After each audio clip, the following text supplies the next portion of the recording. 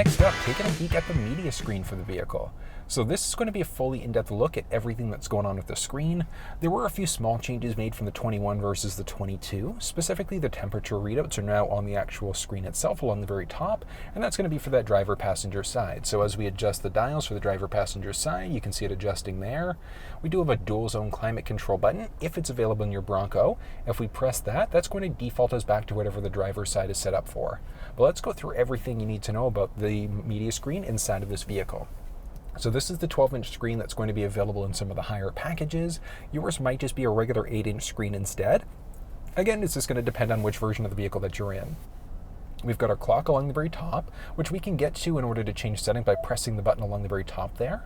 Or we can jump to our basic settings in order to get to it that way. Well, we'll get to the clock in just a moment. We've got some options for data transfer along the very top. So do we have data transfer going on? Are we connected to Wi-Fi along the very top? What's our passenger temperature? And then what's our outside temperature readout? So right now we're at 3 degrees, and I'd say it's most likely a little bit colder with the wind chill and a little bit freezing right now. We've got our base home screen, for well, actually, really technically it's just our audio tab, and then we've got a series of other tabs along the bottom, as well as this larger tab along the very right-hand side. Now this tab is not hideable, so we can't hide it, but as you can see there, we can either press, or if we're in another view, we can just swipe across in order to have this screen, whatever one's there, become active. So we can go up and down between different options. We've got our navigation, phone, trip counters, we've got fuel economy, our pitch and roll, very useful for when we're doing some off-road stuff. And moving down, we've got some zone lighting, which is kind of neat. So we've got the flexibility of turning on some outside lamps if we want to, specifically if we're doing some late night off-roading, or if you're loading things up into the vehicle later on at night. So we can turn on all the lights on the outside, or specific ones as necessary, and then turning the whole system off on as well if we need to. Now we've got this base view, or we can press the button along the very bottom right-hand side, and that's going to change it up. So it's a slightly different view, or we just do a swipe across as necessary, and then we just press whatever one we'd like to. So you've got a few different options to how you can get to each one. But looking at the base audio tab, it's very straightforward to navigate through. We've got our sources tab along the very top. So we've got AM, FM, SiriusXM, and Bluetooth as our base sources.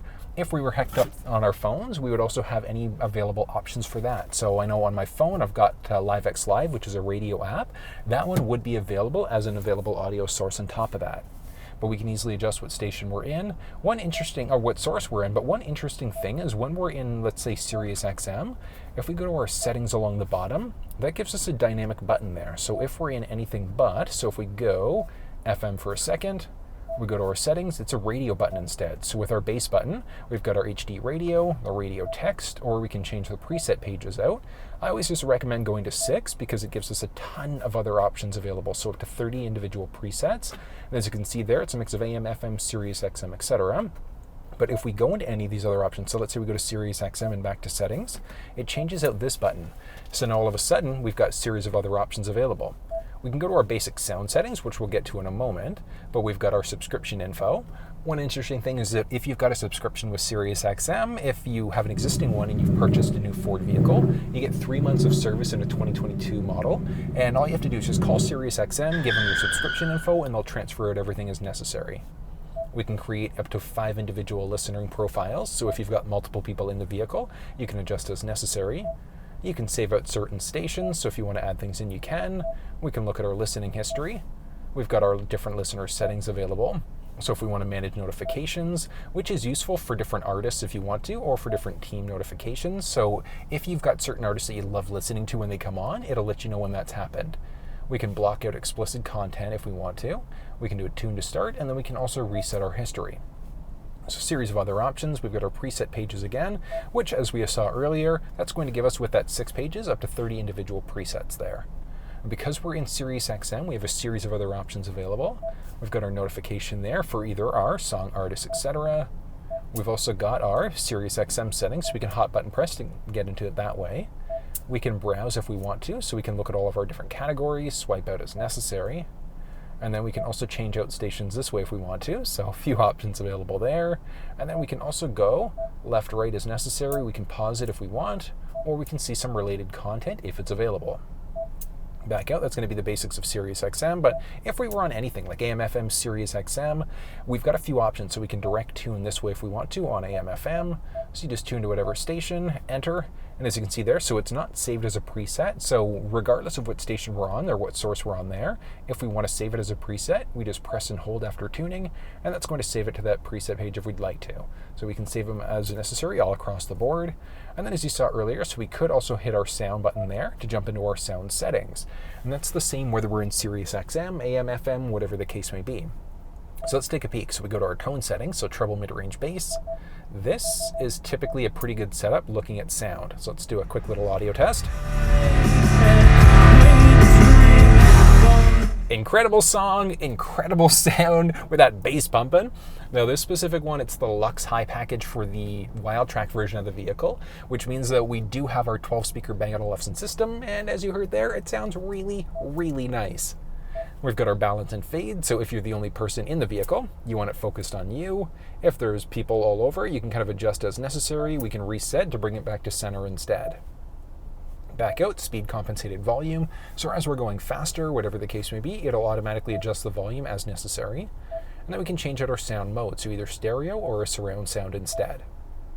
Back out, that's going to be the basics of those settings. And we saw earlier, so we can go plus minus there, or we can seek between any available stations on top of that. So we've got a few options that are available for how we can adjust this thing. That's going to be the basics of the audio source. Very straightforward.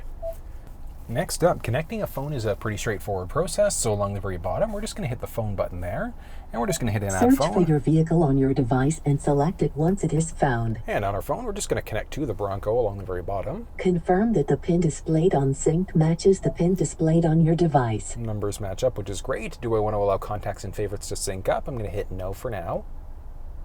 Boom, we are now connected. For your safety, please stay alert to changing road conditions and use Sync's voice-activated features while your vehicle is in motion. Okay, so it's asking, do I want to allow CarPlay? So it does support wireless Android Auto Apple CarPlay, which means, yeah, let's hit use CarPlay now. We just have to enable there. Boom. And we are fully connected. So literally is that simple. We've got our Apple Maps along the very top, we've got Google Maps, and we've got Waze. So yeah, this thing does have factory navigation, but if you'd prefer to use one of these other map applications instead, you've got the flexibility to be able to do it. So very straightforward. Along the very bottom, we can also jump into any of these other applications that are available. Now, one nice thing is that if we wanted to, we could also customize the overall look and layout. So if we go into CarPlay, we go to our car, we go to customize, we can just do a drag and drop. So if there are other things that maybe you just never listen to or you don't care about, like your map, like the calendar, you can jump up along the very top for audiobooks and podcasts if that's what you prefer. So you can adjust the look and layout there if you want to. Anything that we delete is going to be available under the My Apps along the very bottom. We can just do a reset along the very top in order to bring this whole thing back to that factory default there instead. So very, very straightforward, and even using this is super straightforward. So let's say if you'd prefer to, listen to LiveX Live, which is a radio app, we do have the flexibility of going through different options there. Then we can jump into any of these other applications. So if we go to, let's say, Waze, we've got our Waze app there instead. We've got our favorites. We can use our microphone if we want to, or we can search for an address that way. So we've got quite a few different options that are available. Moving back if we want to, we can also change out our view this way. We can adjust as necessary there, move in, out, backwards, forwards, etc., or move back to this main screen. We do have Google Maps as part of this system on top of that, so we can search along the very top, and then very straightforward, so we can also just do our zoom out that way as well, back to that main screen instead. So it is very straightforward in order to use this thing. A podcast, same idea. So we just kind of adjust as necessary. We can browse out, we can look through anything that are available. Jump back into CarPlay there by pressing this button along the very bottom tray. And then we can press this one to get to this main one instead. Now, because we do have our iPhone connected over Bluetooth, or because we're connected through Apple CarPlay, we can press and hold the voice command prompt on the steering wheel in order to activate our Siri Assistant if we wanted to.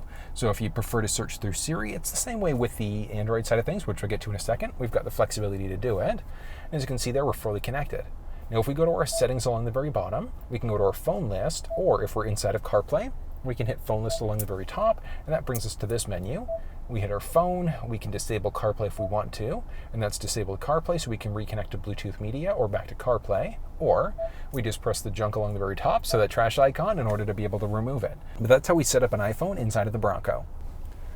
Setting up an Android device is the exact same process, very straightforward. If you weren't on this screen, let's say if you were on the main phone screen, or if you were on the audio screen, we just jumping into our phone, or we can get at through settings, but we're just going to go add phone. Search for your vehicle on your device and select it once it is found. And then on the phone, we just want to make sure, this is kind of neat, so we've got our Bronco, we want to connect there. Do we want to sync contacts? We're going to say skip that for now. This is new look to this is just kind of neat. Sync our SMS, we're going to say no, and it's connecting now. Perfect. So we are connected, and for we your have to... safety, please stay alert to changing road conditions and use Sync's voice-activated features while your vehicle is in motion. All right, so we had another message pop up. So this thing does have the option of setting up Android Auto, but let's say if for whatever reason you didn't do it at first. So we're going to go disable, we're going to say not now. We've also got a few other apps that we can download in order to get a little bit more bang for our buck out of this thing. So we're fully connected there, but if we go into the Galaxy now, look at what we saw. So we've got our phone settings, same thing as the Android side of things, but now we've got this favorite phone because we've got two phones connected. So, two phones connected, there we go. So if we go through, we've got our phone settings, we can have one set up as a favorite. So if there are multiple phones connected to the vehicle, it's who gets connection priority. So we've got a few different options that are available there. Moving back, we can also now connect to Android Auto. So vehicle supports Android Auto. So what we're gonna do is enable there. Perfect, and it's bound us, there we go, perfect. Bounces us up on the screen, which is great, and we're just gonna continue because we're wireless. 5, 4, 3, 2, 1, and we are fully connected, and it's that simple to do it. We've got our search along the very top bar there, so we can see exactly where we want to go. Moving back, we've also got our podcast, so if we want to jump into podcast, we can easily do that. We press this little button along the very bottom to get back to this main screen. But as you can see there, a few other options available. We've got our audio, we've got our notification center, and then we've also got the Google Assistant. So if we want to go one route or the other, we can do that. Now, very similar to what we saw on the Apple side, we press and hold the voice command prompt on the steering wheel, and that launches us into our voice assistant there on top of that. So it is nice.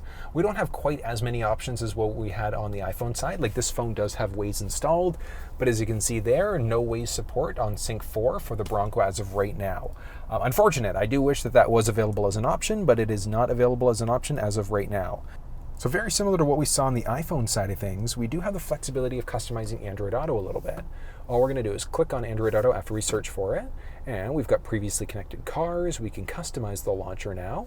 So if we want to, let's say if we want our Google Maps along the very top, we just do a drag and drop, and we've got a few other options that are available there. So we've got some hidden apps, so if we don't want our calendar there, but one thing, it didn't update it. So it's not dynamic the same way that it would be on the iPhone side of things. We actually have to get out of Android Auto, and then we have to relaunch in order for any changes to take into effect. So we actually have to shut down Android Auto on both the phone and the vehicle and then launch back in for changes to come into effect. So if we go phone list, we've got the Galaxy, we can disable Android Auto. For your safety, please stay alert to changing road conditions and use Sync's voice-activated features while your vehicle is in motion. Okay, and then after we launch back in, we're just going to go back to this main screen, and as you can see, that change that we made to Maps is now there. So you do have to actually shut down Android Auto on both your phone and the vehicle and relaunch in order for this to work. And we do have a few other options inside of this thing. So we've got our Hey Google voice detection, which is going to launch into our Google Assistant there. And we've got our few other options that are available. So our weather, notifications, and a few other things. So we can adjust as necessary. Now, one thing I mentioned, this thing is available as wireless Android Auto, but if for whatever reason you wanted to be wired, you could hook up through USB. We've got a few USB ports down the center stack there if you wanted to go that wired route instead. So wireless is available. And then inside of the Bronco, just the version that we've got, we do also have our wireless phone charger. So you could go wireless all across the board if you really wanted to, or you could just go to that old school wired solution instead. It's really your choice. Now, if we hit our phone list along the very top, we've got both phones that were connected. So if we go one, we can delete if we want to, and that's going to scrap everything from the vehicle. Same idea with the iPhone that we also connected. We're going to hit yes in order to delete that. And as you can see, that is also deleted from the vehicle. So that's simple in order to be able to set up an Android and iPhone device inside of this thing. Next up is our factory navigation. So we do have built-in navigation, connected 3 years of service, depending on the version of the vehicle that you've got. And that's going to be for our SiriusXM, so live traffic, weather alerts, things like that. Like I said, we don't have to use the factory navigation if we don't want to. We could go to a few other options, like I said, like Android Auto, Apple CarPlay, connecting that way. And then we've got just our regular GPS nav available, not using the connected services. So it is nice, we've got so many options. Starting off with the navigation screen, so along the very bottom there, we've got what city we're currently in. We can see our current location as well as our coordinates, which is useful if you're going off-roading and you're not sure where you are. We can also, on the factory navigation option only, go into a full screen mode where we're utilizing all the screen real estate, which looks absolutely amazing. Now let's kind of move line by line along the very left side. Pressing the hamburger menu there gives us our map orientation. So if we want to, we can change out so our 2D, 3D headings, etc. So you can see it kind of adjust as necessary there. Voice, when we have an upcoming turn, whatever the case may be, do we want to have a voice and tone, strictly voice, or strictly a tone? Do we want to show traffic on the map? Do we want to avoid certain things like highways, toll roads, tunnels, things like that? And what things do we want to show on the map, like gas stations, ATMs? If we have any saved destinations we've gone to previously, we can also have that one in there.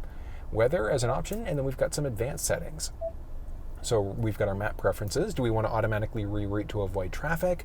Do we want to use HOV lanes? Do we want our fastest or the most eco-friendly route? And then we've got our breadcrumbs. So as we go to different locations, we will have little breadcrumbs, like think Hansel and Gretel, just based off of the routes that we've taken. Moving back, we've got our preferences, which as of right now, nothing available. Privacy options, so we can clear all of our advanced settings there. And then we can look at our basic about settings. That's going to be the basics of the settings there. Now, searching, we've got a few options. So if we want to, we can look at point of interest icons by swiping across. We've got attractions, parking, rest areas, and a number of other things. Ford dealerships, that's kind of funny. Who's local? Who's close by? And then we've got a few other options. So if we've looked at recent addresses, so we search for Starbucks when I was looking at the steering wheel and cluster, so we can press back in to go to that one. If we've saved addresses, so if we've saved home work addresses or additional, they would show up under our saved option there. Moving back, we can easily just type in an address if we want to. So we just kind of start typing, we give it a second. Predictive text, so as you can see there, it gives us a few options. Let's just select. And if our phone is connected there, we'd be able to call. We can save it as a favorite, or we can look for available routes. So we've got 3 different routes that are available, so it'll change it dynamically as necessary. And we just hit start. And as you can see there, to the highlighted road. It started the route for us. We can press this in order to see what directions it wants us to take. We've got our indicator for how close we are before we finish up the route. We can add a destination there if we want to, so a midway destination. We can also look at that main screen so we can see exactly how far out we are from completing the route. We can disable the notifications, or we can cancel the route if we want to. We can easily resume if we've accidentally done that by pressing the button there. Moving back into our menu brings us back to that base settings. But I said for searching, we've got a few options. So we can search just by typing in an address. We can also go based off of our GPS location. So if we've got a coordinate that we're going to, because let's say we're going off-roading and we don't have a physical address, we can just enter in the GPS coordinates there and just hit go, and it'll take us to that location. We've got the option of hiding the keyboard out, pressing back and searching again. We've got a few different options, so we can get our keyboard there, and then we've got a few different keyboard languages. So quite a few different options that are available there. But that's going to be the basics of using factory navigation inside of this vehicle. Next up, we've got some basics for our apps. So we've got Android Auto, Apple CarPlay, which we can launch into there if we'd like to. We can find different mobile apps that might be available, not unfortunately connected to anything, but certain apps will be available. Like, it is interesting, certain things like the Ford Alex app will work directly through this middle screen. It's going to depend on your location, because Canada doesn't have support for that Ford Alex app, whereas in the States, you guys do. So a few options available. Moving into our settings, this is where we get into some more advanced settings. We've already seen the radio there when we were in the audio tab. Search for your... We've got our adding phone, so we can add in a phone there or along the very bottom tray. We've got our navigation, which we've already seen these settings when we were looking at the navigation. Sound settings we've already seen, so changing up the treble, mid-range, bass, etc. We've got some vehicle settings now, so 30-minute max idle, which, I mean, that's useful just to make sure that the vehicle's not constantly running. But if you're going to be going into, let's say, a drive-in theater, just make sure you turn that bad boy off. Rear occupant alert, when we go to turn the vehicle off, it's going to let us know that we should take a look at the back seats. You could disable that one. We've got our My Key, so if you want to set up certain limitations for the key fob, so things like, I don't know, maybe drivers can't go past a certain speed, you've got the flexibility to do it. We've got our base serial number. We've got our remote start setup, so we can remote start either through our key fob or using the Ford Pass app on either Android or iPhone devices. But we can turn the system off completely. But what happens if we remote start? Do we want the climate to be auto, so do we let the vehicle determine what it should be, or is it based off of our last setting? Our seats and steering wheel, same idea. Do we want our heated seats, heated steering wheel coming on for us as necessary? And then the duration of the start, so 5, 10, or 15 minutes. So a few different options available. We've got our windows, so we can use the key fob in order to roll the windows down, but it is a manual up. But let's hop outside to see how that process works. Right. Now we do have the flexibility of using the key fob in order to roll the windows down, but it is a manual back up, but straightforward to do it. We're just going to press the unlock button twice. On the second button press, we're going to hold. So we're going to go 1, 2, and hold. Down they go. We can press the lock button to pause it partway through, and then we just double press again in order to roll it down the rest of the way. Down they go. So that is kind of neat that we've got the option to do that. And moving back, we've got our wipers, so a few options there. Courtesy wipe. What that means is that if we've got our front windshield wipers going and it stops at the end of the cycle, it'll just go one more time to clear away any excess liquid. And then rear wiper on when in reverse. So if we've got our windshield wipers going and then we throw the vehicle into reverse, it's automatically going to turn on that rear wiper for us. And we've got some options for our lighting. Auto high beam means that the vehicle is going to flip our high beams on and then dim them as necessary if it recognizes an oncoming vehicle. When we go to lock the vehicle, do our outside lamps stay on for 10 seconds, 20 seconds, 120 seconds, or are they just off? So you've got a few options available. Our zone lighting on the outside, we can override our lamps, and we can include our reverse lamps as well inside of that zone lighting, which we'll get to the actual zone lighting look and layout in a second, but that's just the base zone lighting settings. We've also got some options for our ambient light, so we can adjust the brightness of the light itself. We can turn it off if we want to, but we don't have the option of changing it, so it's just going to be just one color, unfortunately. We've got some options for our locks now. So auto lock and unlock. So auto lock when we hit a certain speed, auto unlock when the vehicle's stopped, mislock chirps and things like that. So if we go to shut the door and not all doors are shut properly, it's going to let us know by giving us different feedbacks. Then we've got our remote unlock. So when we go to unlock from the key fob, do all doors become unlocked, or is it just the driver's door? Back again, that's going to be the basics of the vehicle settings. Moving into our clock. So I told you we've got a few different ways to get to the clock. So we can either press the button there, or under settings, just hop into our clock. So we can change hours, minutes, AM, PM. If you wanted to go into that military time, so that 24-hour mode, we've got the option to do it. And we can auto time update. So if we're going west coast, east coast, whatever the case may be, it'll update it based off of our GPS coordinates. Series of different advanced settings, so we can change it up between English, Spanish, French. If you wanted to go Celsius, Fahrenheit, kilometers, liters per 100, miles per gallon, the beep that we're getting, if that drives you nuts, you can turn it off. And then we can also do a factory reset for a few things. So we've got our Ford Pass reset. So if you need to boot somebody off of the app, or if it's just not working, you can do a reset there. Or if you're selling your Bronco, you can just do a master reset to bring everything back to the factory defaults instead. Quite a few different options available. We've got some options for the display. So when as big, as bright, as beautiful as this thing is, if you find it a little bit too much, you can turn the display off if you want to. Button press to bring it back to life. Or we can do a calming screen with just the date and time. Same idea, button press to bring it back to life. We can adjust the brightness there if we want to, so we can do it this way. And we've got a few other options. So by our left knee, we also do have a switch where we can adjust as necessary there on top of that. Or we can just do a reset to bring it back to the default screen. Now this is technically the day mode, but it's in the auto, so it's going to flip us between this, so the day or the nighttime mode, just depending on how bright it is outside. So having it in the auto mode means that it's going to flip us out, or we can permanently lock it out to one of the other modes instead. It's the basics of the display, and we've also got our connectivity. So connectivity, as of right now, you can see that we're not connected to anything, but we've got a series of different options. So we can manage our Wi-Fi networks if we want to. We've got a few different options for our vehicle features. So we've got our vehicle connectivity, etc. We can turn all of these things off. If you don't want your SiriusXM activated, we can turn that off. And we've got a few other options. So sharing our vehicle analytics with Ford, sharing vehicle data, things like that. Same idea with Bluetooth, we can toggle that off, or we can change the vehicle name. So if you want to change it to your own baby name, whatever the case may be, you've got the flexibility to do it from that screen. We've also got our wireless app projection there. We can reset passwords as necessary. And back again, we've got our vehicle hotspot. So Ford vehicles do have a built-in modem. You can use it as a wireless hotspot for up to 10 devices.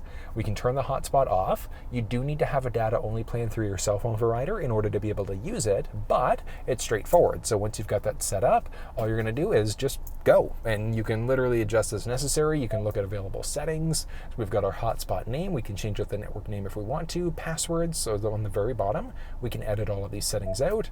We can manage devices. So if kids are, kind of being bad, you want to block them from connecting to the hotspot, you've got the flexibility to do it. You can also look at different connected devices to the vehicle.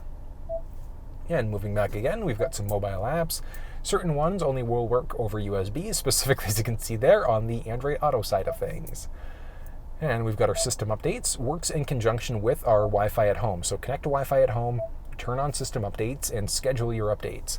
One of the big benefits there, we've got our over-the-air updates. So if the vehicle recognizes that there's an update available, it's going to download it and install it for us.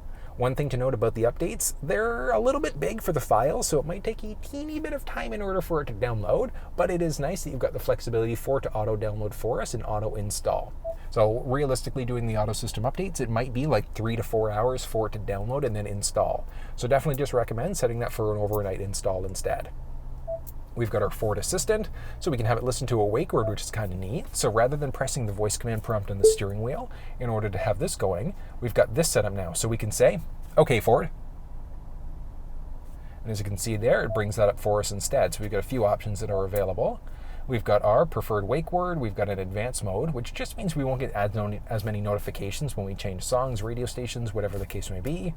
Phone confirmation, do you want to call such and such person? And then the command list would be this list that shows up. So whether or not that shows up is going to be a matter of preference, and then we can go into some more advanced prompts. So what can we say? So we've got quite a few options, and one of the neat ones, climate settings. So if you want to change the climate, you don't have to physically move any knobs around anymore. You can just say what you want the climate to be, which is kind of a neat thing.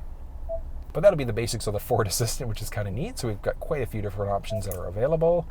And then lastly, our Valet mode. So we've got our Valet mode, which means that we can enter in a 4-digit number in order to lock out part of the screen.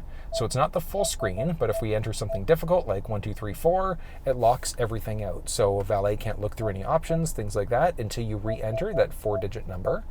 We hit done, and that unlocks the screen for us, which is kind of neat. Along the very bottom, we've got a few more settings. Driver assistance settings, we've got a few advanced settings in there. We've got our adaptive cruise. If yours just had regular cruise control, this one obviously wouldn't be there, but we can switch it out to our normal or adaptive there. Lane keeping system works 3 different ways. So we've got our alert, which means that if we start to veer over into a lane without signaling, it'll give us a little bit of a shake. Aid means it'll nudge us back into our lane, and the alert and the aid means that it'll do both for us. And then the intensity of the steering wheel shake, is it a high, normal, or a low shake?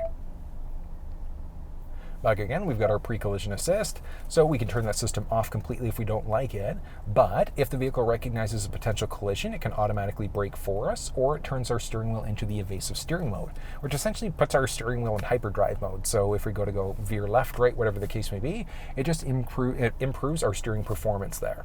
And then our alert sensitivity, so how sensitive is it to a potential collision? And like I mentioned, we can turn that system off if we want to. Rear view camera, we've got that enhanced delay. So we've got our rear camera delay, and then we've got our enhanced parking aid.